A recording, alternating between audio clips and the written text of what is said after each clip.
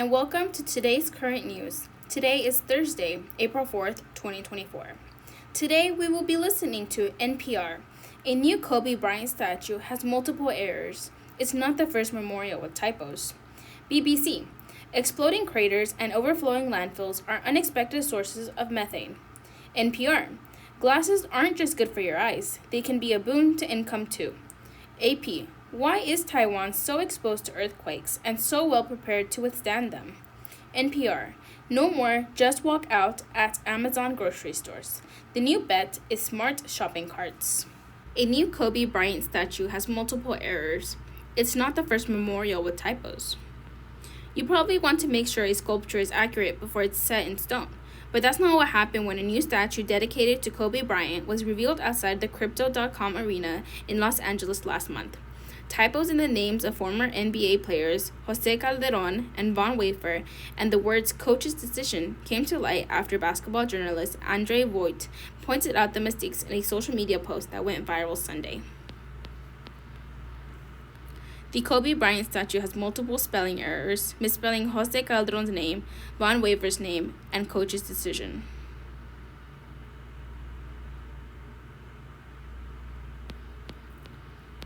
We have been aware of this for a few weeks and are already working to get it corrected soon, a Lakers spokesperson said to an email to NPR. In a press conference last month, Bryant's widow, Vanessa Bryant, said the 19-foot bronze statue of the Lakers star wearing his number 8 jersey is one of 3 that were commissioned in his honor. Here are some other instances, the statue blunders and controversies. The MLK Memorial in Washington, D.C. When the Martin Luther King Jr. Memorial was first unveiled in 2011, there was immediate controversy surrounding the quotation inscribed on the statue. Critics objected that one of the quotes was taken out of context in a way that altered its meaning. The inscribed quote, "I was a drum major for justice, peace, and righteousness," was paraphrased from a sermon King gave at Atlanta's Ebenezer Baptist Church in 1968. It was shortened because of space limitations, and the chief architect felt the version essentially captured the essence of the original statement. However, not everyone felt the same. The abbreviated quote lost the significance of that statement, said former Interior Secretary Gan Salazar. Dr. King's family all agreed. They didn't like the quote as it had been abbreviated. Members of the civil rights community and many others we consulted with were all in agreement that the quote had to be changed, so we're going to fix it. The quote was removed entirely in 2013. The Vietnam Veterans Memorial in D.C. When the Vietnam Veterans Memorial was erected in Washington, D.C. in 1982, some of the names of service members, of which the wall contains more than 58,000, were found to be misspelled. 0.1% of the names, a little bit over 100, were misspelled, said Jan Scruggs, president of Emeritus of the Vietnam Veterans Memorial Foundation. 62 of them have been re-engraved. Some were corrected in place. The names are ordered on the memorial by date of death, but others were too long and had to be engraved on a different panel in order to fit. Some families asked that the misspellings remain so that the names could remain in the dates of their death. According to Scruggs, fixing the mistakes cost about $4,000 per name. Shakespeare in LA. In 2017, the University of Southern California unveiled a 20-foot tall bronze statue of Hecuba, a legendary queen of Troy, that included verses from Hamlet. However, the school spelled the playwright's name Shakespeare. Was it a mistake?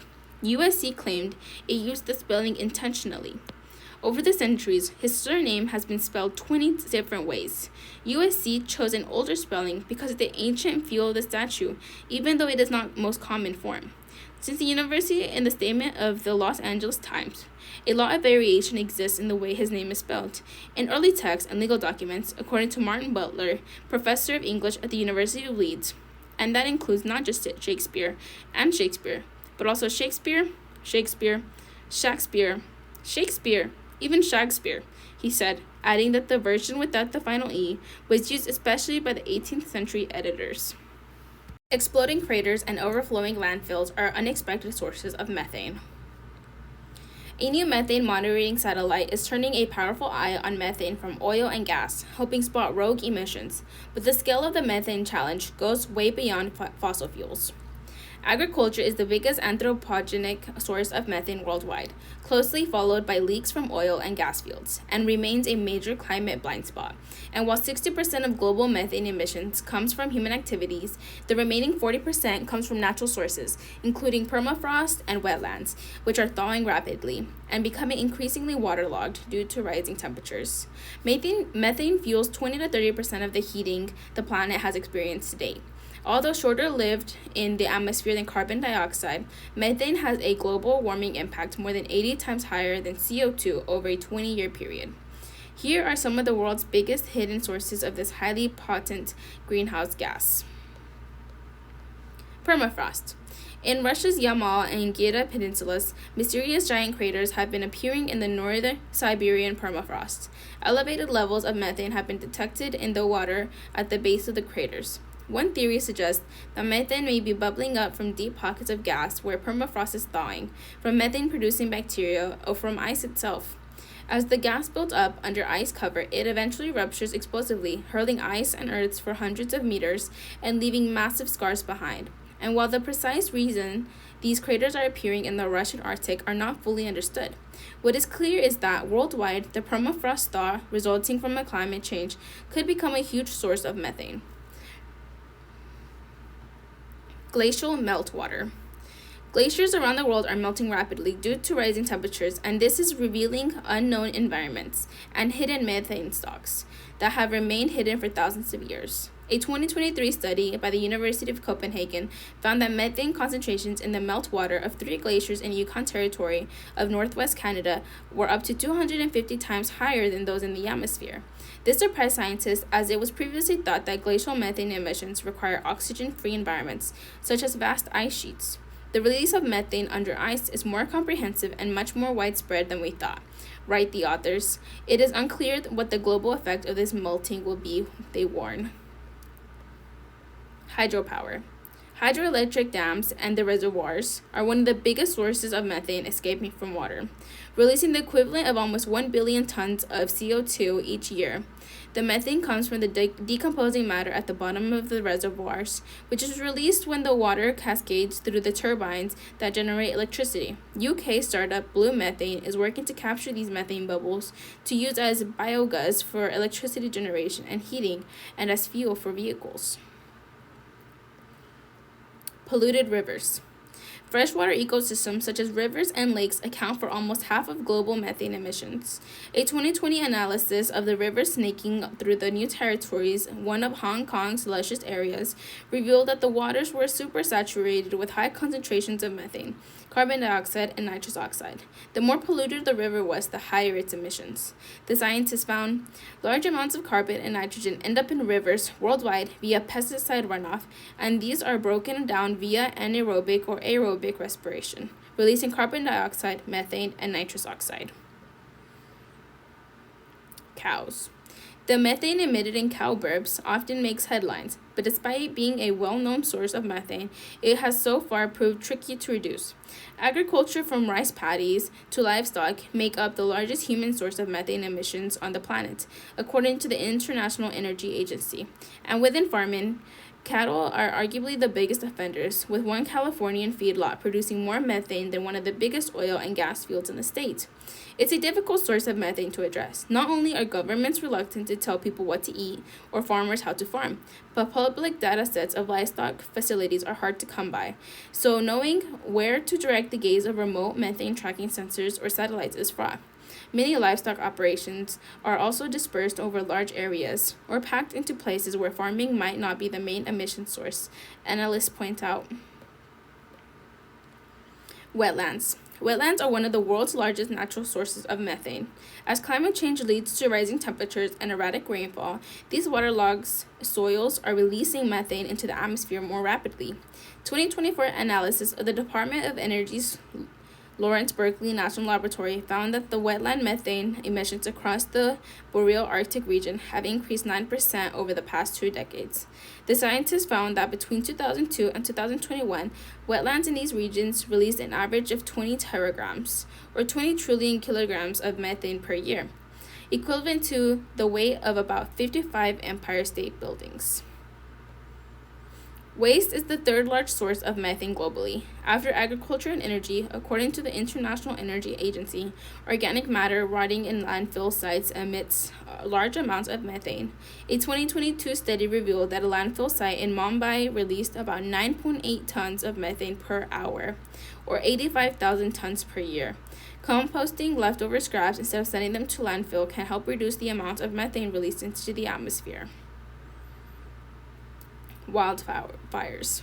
As wildfires grow in frequency and intensity around the globe, tracking their greenhouse gas emissions, including methane, is becoming ever more important. These fires are a major source of methane pollutants. The amount of methane emitted from the U.S. 20 biggest fires in 2020 alone was 7 times more than the wildfires over the past 19 years. And methane continues to be emitted long after the flames die out. NASA researchers in Alaska found methane hotspots were 29% more likely to occur in tundra that had been scorched by wildfire than by nearby unburned areas.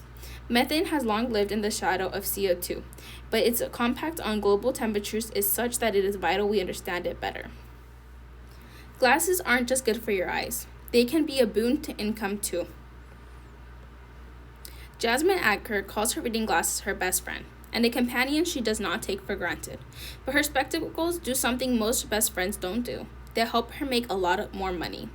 Adker, 42, is a grandmother who lives in Manaki, Bangladesh, on a small family farm. It started as a cattle farm producing milk. After she got glasses through the nonprofit group Vision Spring in 2022, Adker says her improved vision enabled her to set up a vegetable patch. She even learned how to grow mushrooms. She now sells mushrooms, as well as pumpkins, watermelon, and spinach at the market. Adker estimates that her monthly income has jumped from 9,000 to 10,000 Bangladesh taka to closer to 15,000 to 17,000 taka, the equivalent of about $150. Before, when I tried to cut vegetables, I wanted to see if there were any insects or not. I couldn't see properly, Adker says, speaking through an interpreter. After I got the glasses, the average time that I take for each task has reduced significantly, and I can do more work. And I have this sense of independence. There's now data that suggests Adker's story is more common. For the first time, researchers have directly linked glasses and income. The study, published Wednesday in PLOS One, found a dramatic increase in earnings with a very low cost change, a new pair of reading glasses. The researchers went to 56 villages in Bangladesh and found more than 800 adults ages 35 to 65 who are farsighted. That is, they could not see well up close. Half were randomly selected to get glasses. The other half got glasses after 8 months. In that time, the researchers found that income grew by 33% for those with glasses, from a median income of $35 to $47, and that people who were not in the workforce were able to start jobs after getting reading glasses. This is a really big study, says Dr. David Friedman, a professor of ophthalmology at Harvard Medical School, who was not involved in the project. This is the first time we can really say that something that will improve someone's quality of life from a visual standpoint will also help with poverty alleviation, which is an enormous finding. In the US, the UK, and many other European countries, reading glasses are readily available over the counter at most drugstores.